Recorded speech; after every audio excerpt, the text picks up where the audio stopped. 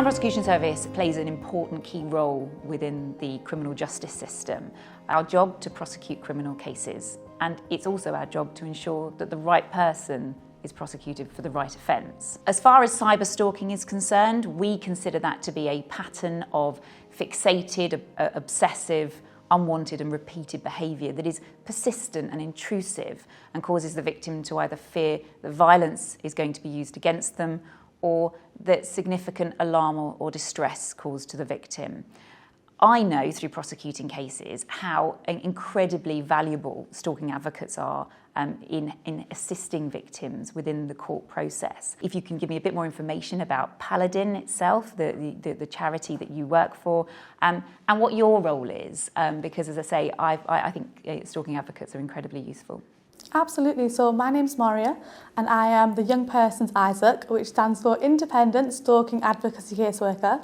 And I'm from Paladin. So Paladin is a National Stalking Advocacy Service, and what we do is we support high-risk victims of stalking in England and Wales. The main way we do that is we work within the criminal justice system, so with probation, with CPS, with the police, just encouraging people to understand and be aware of stalking legislation, the powers that have, and making sure that victims are heard throughout that entire process, really, that their voice isn't missed and what they want is heard and taken care of and taken seriously. What we also do is we assess risk, we manage risk, and we share that with all the other professionals in the case. So that could include domestic abuse agencies, social services. As a young person, Isaac, I work a lot with universities, colleges, places of work, just to make sure the right safety measures are in place for that person. To keep them safe and protected, really. I mean, when you're looking at who cyberstalkers actually target, shall we say, we see that cyberstalkers often target women and girls, and also obviously young people. Yeah. Do you notice that in the work that you do from on a day-to-day basis? I think stalking is absolutely a gendered crime. So victims are more likely to be women. That's not to say men don't get stalked, they absolutely do, but probably in different ways. And young people and adults also experience stalking in different ways as well. So the way I like to describe it is that young people are more visible. So the lifestyles they lead are completely different to adults. So if you think about an adult, for example, they have an established set of friends, they know who their family members are, they've been in a relationship for a significant amount of time. There's a certain number of people they interact on a day-to-day basis. If you think about a young person on the same spectrum, a young person who attends university, for example, might mix in with multiple classes, multiple extracurriculars, you've got friends, family, and then social media is a really big part of young people's lives as well. They've grown up with it, they're very comfortable and confident using it. And again, that's another way to connect with even more people. So I think the lifestyle that young people lead, because they are more visible and more connected and they have more people in their lives, that's putting them more at risk of being stalked. And do you think that sometimes there's a risk that they normalise the behaviour? So they don't necessarily see it as a criminal offence, as perhaps somebody who would be noticing what we class as the traditional form of stalking, the following, the sort of standing on the edge of the street? That's a really good question that you brought up there, because I was speaking to one of the youth ambassadors yesterday and we were talking about how the word stalking is almost normalised, especially in young people's language. It's sort of used as not as a joke, but to sort of minimise what is being said. Like, oh, I'm just stalking this person online, or I'm just stalking that, or I'm just looking at someone's profile and I've gone down a bit of a rabbit hole. But actually, stalking is much more significant than that. It's a high risk factor and it causes a lot of alarm and distress and fear and has a significant impact on people's lives. And I think the way we use the word stalking is minimised and the risks aren't fully appreciated around that. And I don't think social media and movies and the way that society portrays stalking helps as well, because it's mostly portrayed as quite romantic.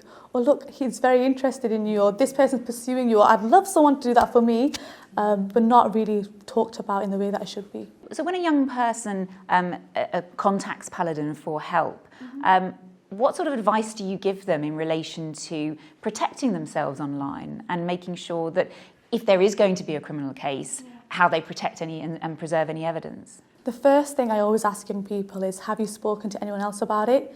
Because cyberstalking is one of those things where it can feel like it envelopes your entire life. And the way I put it to young people is when you're being stalked, it can be anybody can stalk you.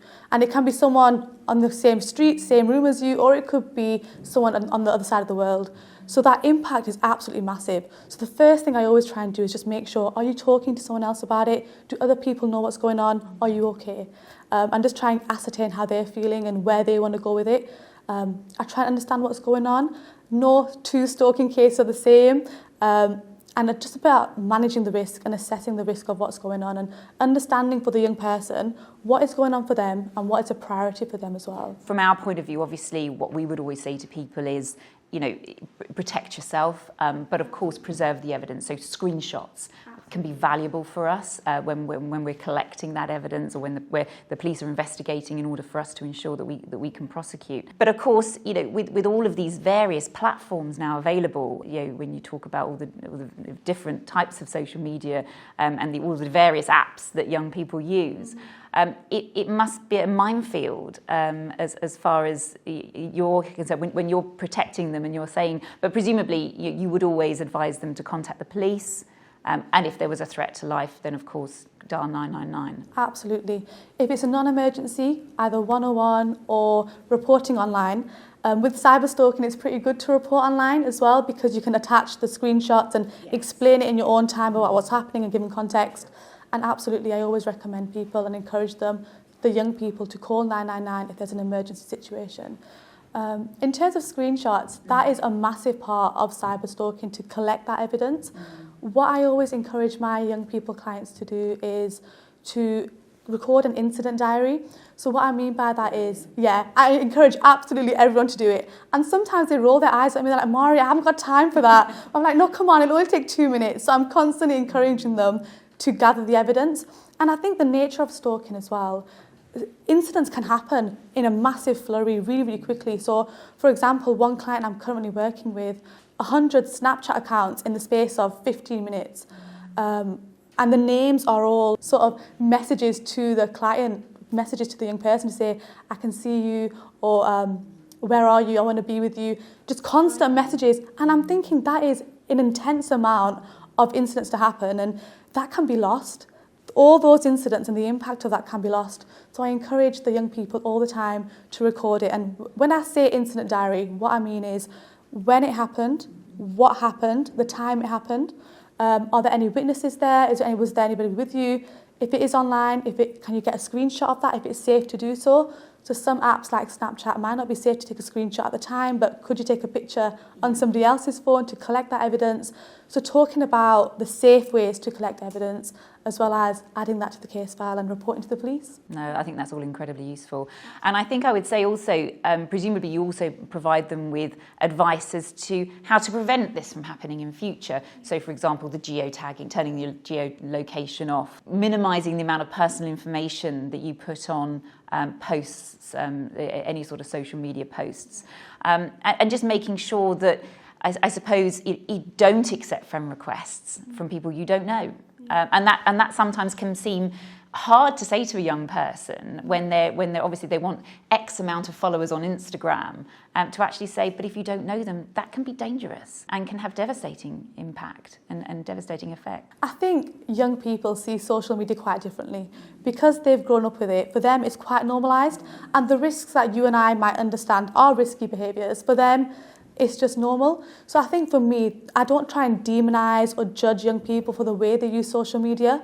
For me, what's important is, if you want to use social media, either for personal use, for business use, or whatever that might be, okay, you might want to be visible, but how can I protect you to do that? What can we put in place? Let's look at the default settings. Let's look at location settings. How can I protect you, and how can I support you to protect yourself? And I think it's about teaching and educating and empowering young people to understand, look at the default settings. What is on that you think shouldn't be there? Because something that we use in our training quite often is the phrase, social media is designed to connect and not protect. And for me, that is massive, because social media is there to connect you with as many people as possible. That's the aim of it, to put you in contact with people you might not know, people you might know, you might not know. And actually, that's the point of social media. Yeah. And it's about really thinking that social media companies aren't regulated, they aren't monitored. So it's about taking our control into our own hands and making ourselves safe, really. I mean, do you think the pandemic has made this a lot worse because it's isolated young people in particular because that was the only way that we could connect? I think COVID has made it worse in a few different ways. For example, because of the lack of movement during lockdown, perpetrators knew where young people and clients were going to be. So in that respect, the physical element increased massively. In terms of cyberstalking, you see that perpetrators had a lot more time on their hands, which meant that unfortunately victims were getting the other end of that, constant texts, calls, and I know I'm saying texts and calls, but cyberstalking is so much more than that, more than social media apps, because cyberstalking also includes things like the cloud, or things like Wi-Fi, or things like devices, laptops, mobiles, all of that. So cyberstalking is a massive umbrella. And what we saw in COVID, in the lockdown especially, is perpetrators getting unique ways to stalk clients. So one thing that I think we saw around about COVID time was a perpetrator who was an ex-intimate partner. He gifted the victim and their children an Alexa. So an Alexa sort of smart device. So he gifted that to them, and what we didn't know at the time was that he signed in using his account. So everything they were searching, some of the listening aspects of that as well, he was listening in on, and that was because he gave that, he gifted that, and throughout lockdown, God knows how long he was listening and accessing whatever information they had access to. That was what the perpetrator had knowledge of, and it put that victim massively at risk because she didn't know what he was hearing. If there was any phone calls going through the Alexa, we don't know what he heard. So the thing is, perpetrators had a lot of time on their hands, and they were very, very creative in using technology. And technology that was meant for innocent purposes has absolutely been warped and used in a different way. And I think that's an important point, because the thing with stalking is sometimes it can start as what looks like a nice gesture. And that's in relation to what we class as traditional stalking as well as cyber stalking. Those few nice messages when they sort of compliment them on their looks, or compliment them on what they're doing or their job, etc. And actually what they're doing is they're collecting information that later so I think what you said about the diary, I think, is really important as well. Tell me a little bit about Paladin then. Tell me about, because it's a national organisation. I'm really interested to hear more about the organisation and when it was created. Paladin, like I said before, we support high-risk victims of stalking. We've got a lot of different avenues we're going down. So we work with part of the National Stalking Consortia to make sure that stalking is on the agenda for politics and policies, and making sure that our voice is heard in that sphere as well. We do a lot of training, and in terms of training other professionals, that includes the police, that includes other agencies, just to make sure that everybody has an understanding of what stalking is, because like I said earlier, it's completely misunderstood. So Maariya, what are the first signs of cyber stalking, and what should people look out for? Cyber stalking, there's such a big sphere that the behaviours that someone can do to stalk someone, that there's no set thing that I can tell you that, oh, look out for this, or look out for this specific behaviour. But what I would say, if someone is feeling like they are being cyber stalked, the best advice I can give is to just record things, write things down. And if you are being cyber stalked, there will be a pattern in that, and then go from there really, once you've identified that. And when you're thinking about what messages they should look out for, and as you've quite rightly said, it could be all sorts of messages. They could be nice messages, they could be aggressive messages, but also how else would you, when people are saying to you that they have been cyber stalked, what are the first signs that they see? One of the main ways that in young people it comes across that they think they've been cyber stalked is if, for example, say the perpetrator is an ex-partner, that the perpetrator has got their location or is accessing their live location somehow, and they've turned up to where they are. So whether that's college or university or at work, they're outside my workplace, or they're outside a cafe I was going to go to, or they're outside a club I was at. And I think that's one of the ways that people think I'm being cyber stalked, because how can they possibly know where I am? How can they possibly know, or even after the fact, where perpetrators message saying, how was the club, or how was that party, or how was this class that you went to? Knowing specific details about their lives, that's what makes people feel like they are being cyber stalked, and it's completely valid.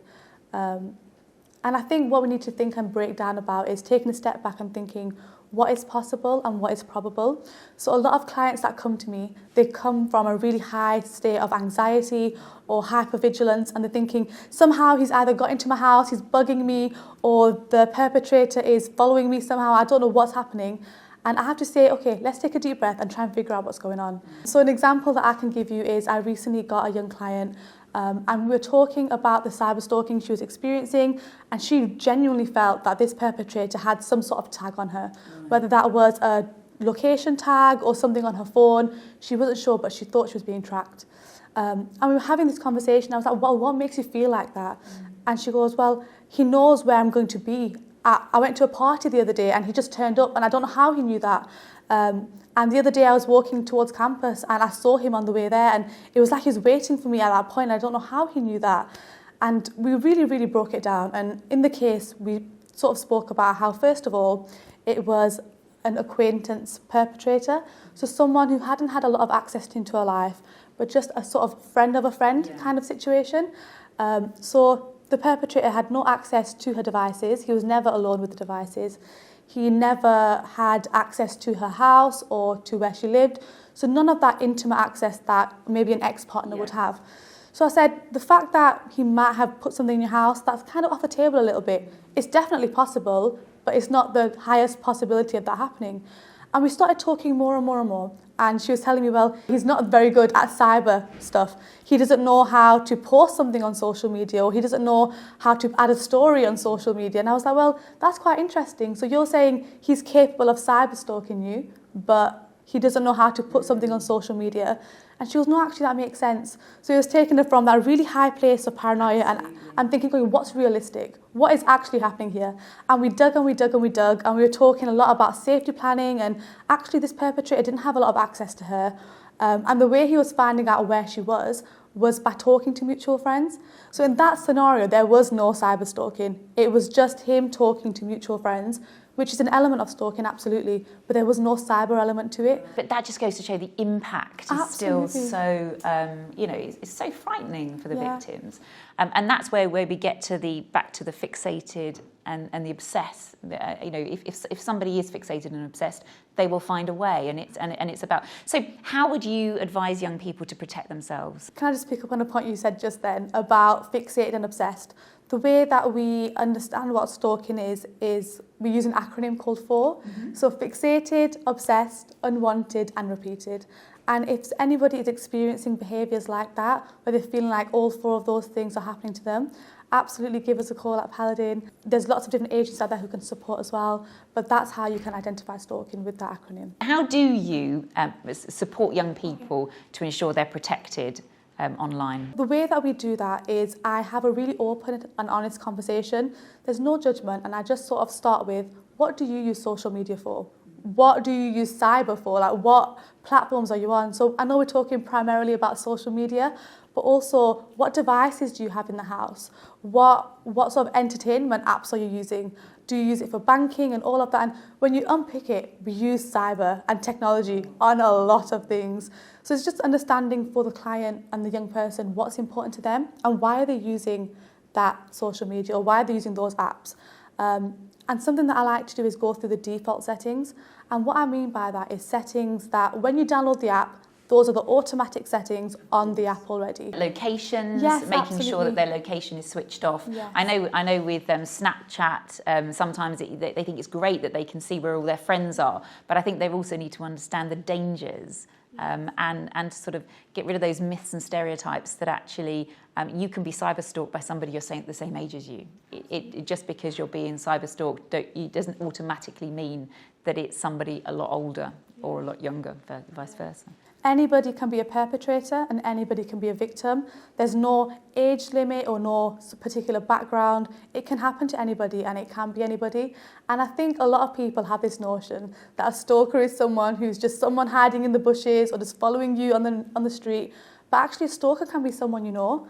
And more often than not, especially in young people cases, when they come to me and they say, I'm being stalked by a stranger, but I don't know who it is, I sort of break it down. I think, is there anybody that you're suspicious of, or anybody that you think types a certain way, or the wording that's used? And I try and ask those sort of detective-like questions to sort of get them thinking.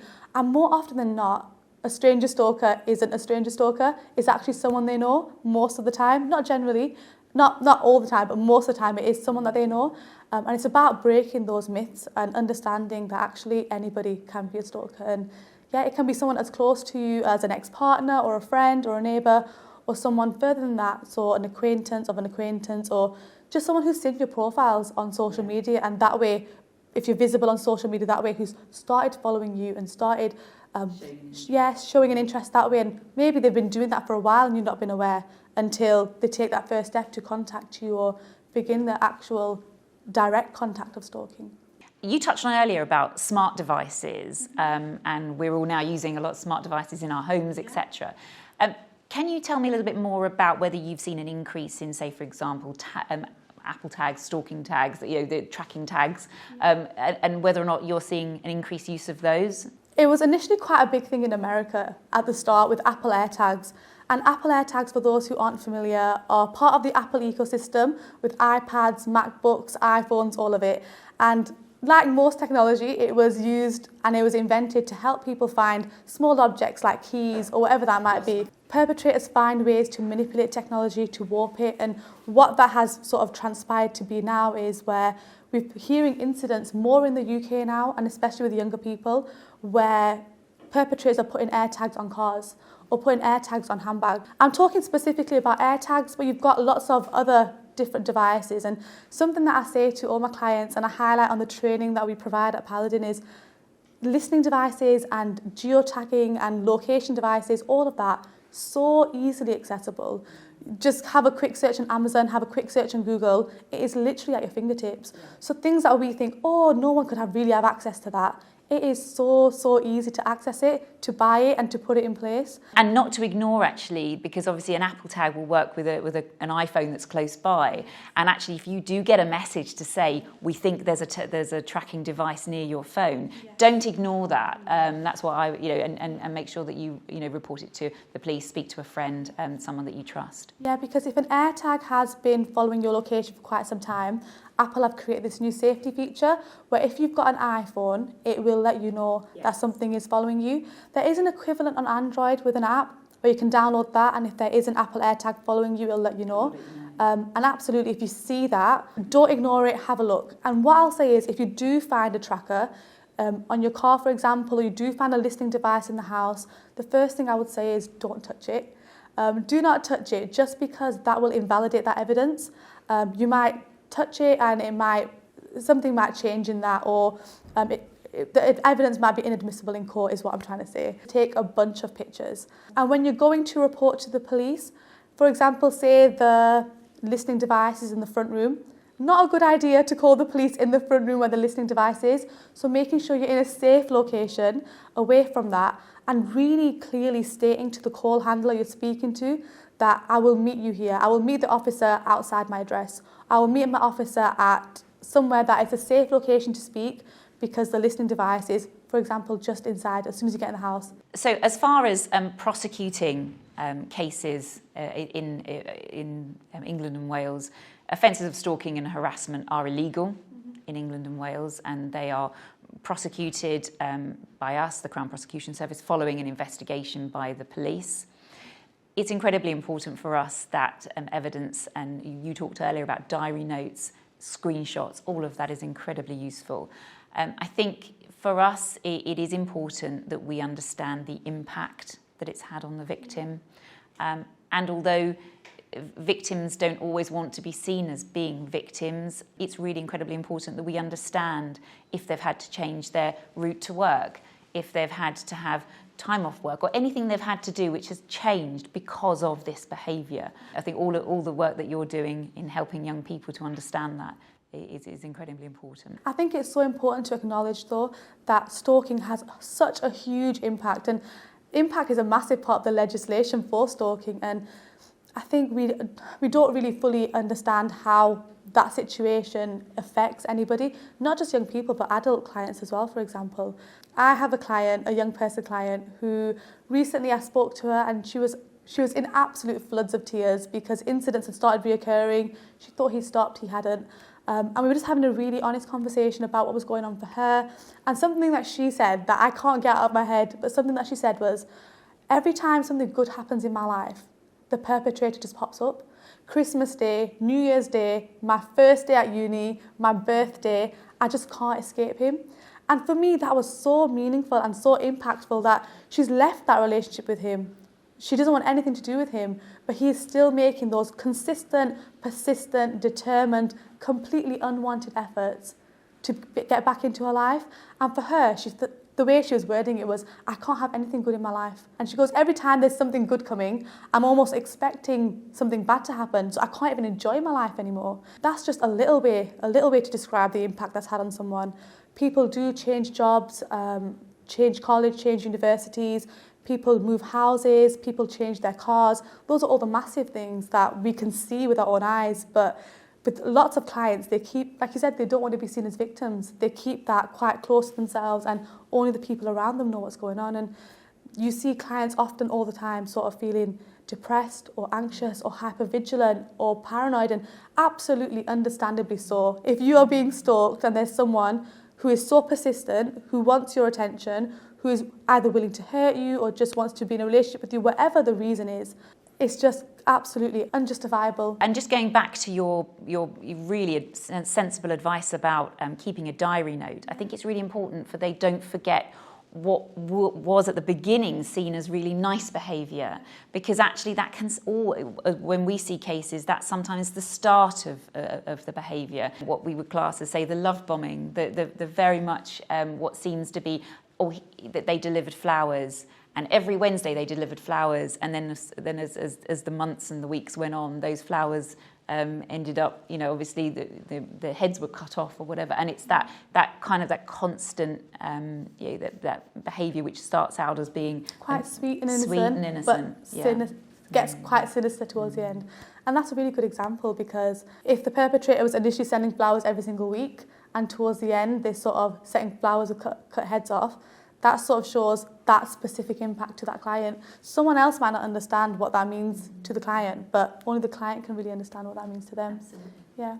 And just on the note of recording evidence, I do encourage clients to keep a diary, an incident diary of what's going on, but I also encourage young people to use apps as well. So you've got apps like HollyGuard, which is an amazing personal safety app, which I absolutely say to every single one of my clients to download. There's so many cool security features on there. And one of the features that you can do is upload evidence.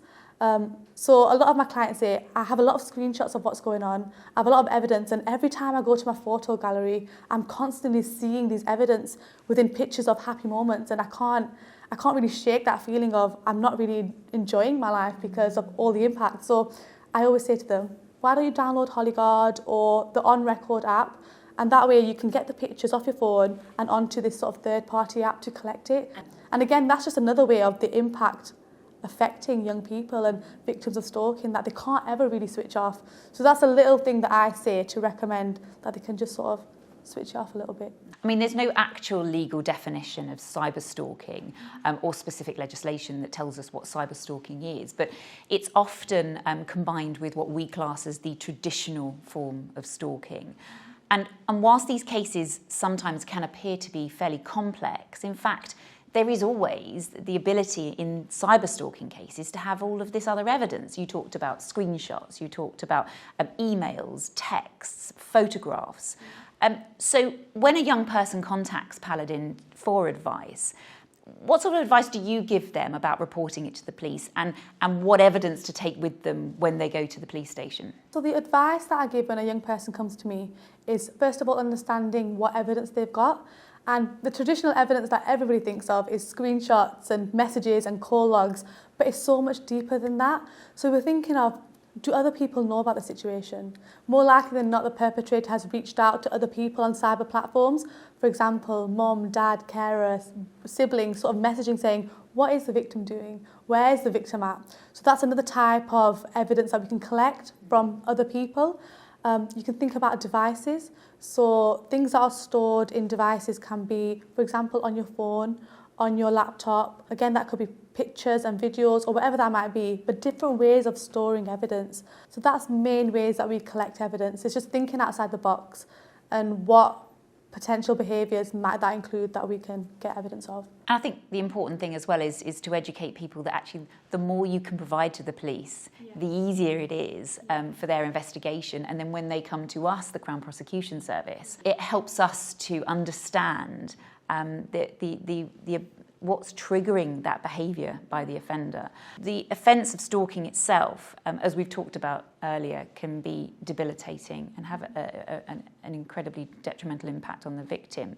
But it's so important that we capture that for the offence, so that when we are in court, we can look to ask the court to make orders such as stalking protection orders, restraining orders, regardless of whether or not there's been a conviction. And I think that's, at the end of the day, what we want to do is protect the victim, because what we hear a lot from victims is they just want it to stop.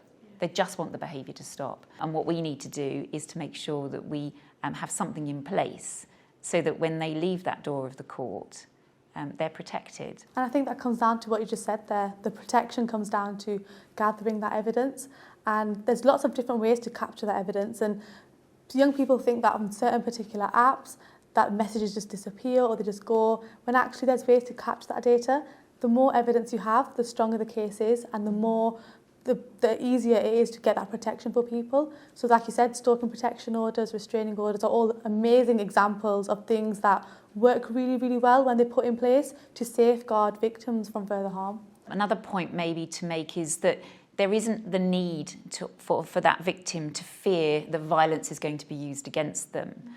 That's a bit of a myth when it comes to stalking. Actually, if we can show that the impact on the victim engenders alarm and distress, but if we can show that it's caused alarm and distress to that victim, then we can prosecute.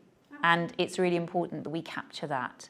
And ensure that they provide us with sufficient information, however minor they may seem it to be, as to what they've had to do to change, even changing their direction to the way they walk to work.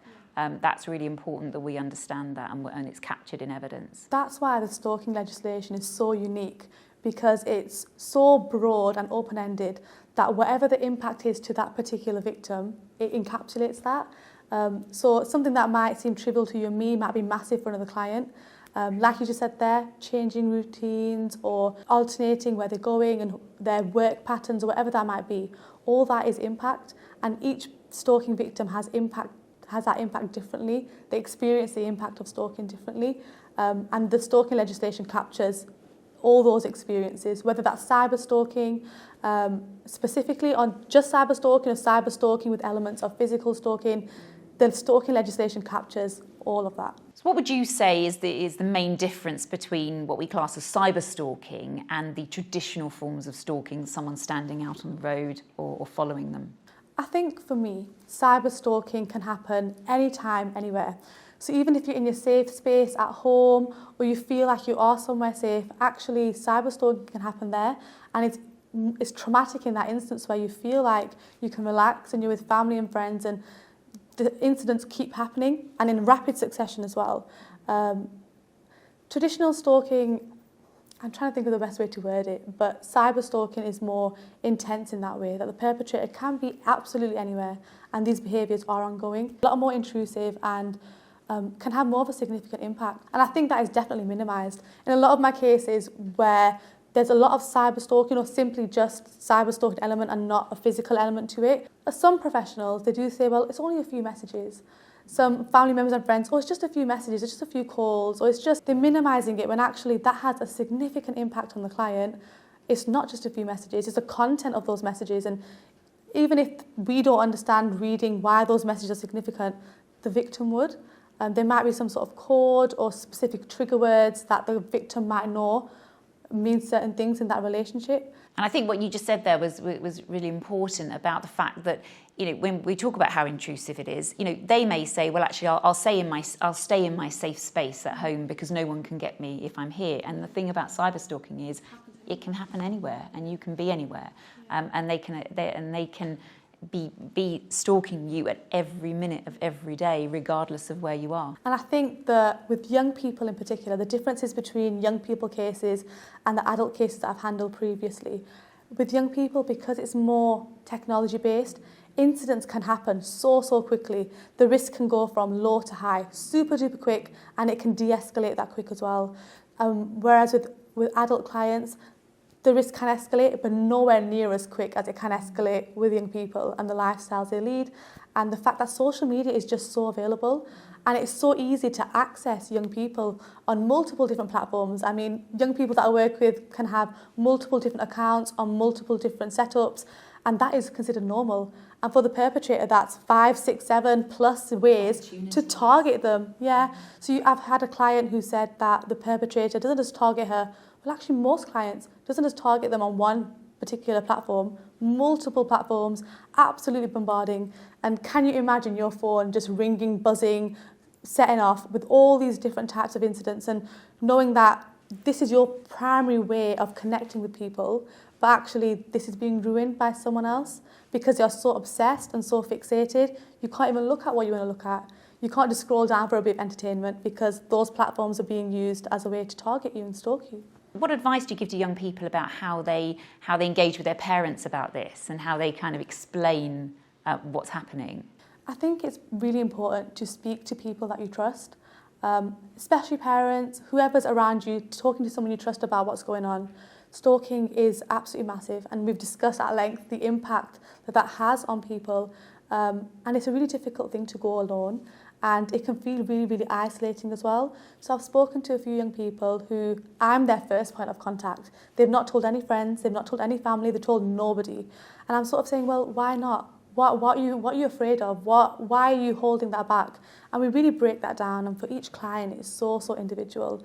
But I think it's the fear of not being understood, the fear of being rejected, or the fear of someone saying, well, you shouldn't have done that. Why are you putting that out on social media? And I think it's so important not to demonise or judge young people for using social media. Absolutely. It's about, again, doing it safely. How can we do that safely and encourage and empower young people to protect themselves? But in relation to speaking to parents and speaking to people they trust, I think they just feel isolated. They feel like no one's going to understand. What the beauty is of what you're doing is that you are educating people. Absolutely. And you are explaining the importance of making sure that they report this to the police, because these offences, they are illegal. And if we can get a sufficient file from the police, we will prosecute. So what do you say to a young person if they think they have been cyber-stalked? What can they do to protect themselves? I think the first thing is to say, do not block the perpetrator.